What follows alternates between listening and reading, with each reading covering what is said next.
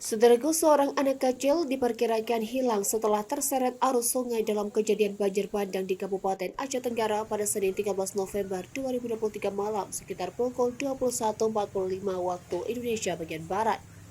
Berdasarkan laporan dari tribungai.com, anak yang bernama Muhammad Abbas dan berusia 2,5 tahun tersebut hingga pagi ini, Selasa 14 November 2023, belum berhasil ditemukan.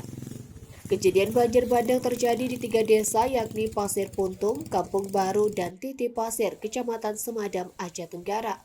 Dampak dari bencana tersebut tidak hanya melibatkan anak yang dilaporkan hilang, tetapi juga menyebabkan kerusakan pada sejumlah rumah warga.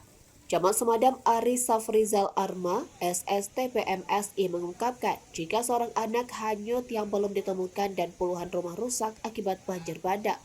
Dia menambahkan bahwa saat ini 2 alat berat telah dikerahkan untuk membersihkan kayu gelondongan yang terbawa oleh banjir bandang.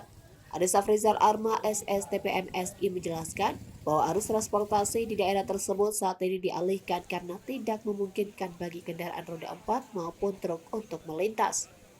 Dari Aceh Tenggara, Asnawi Lui, Tribun Gayo.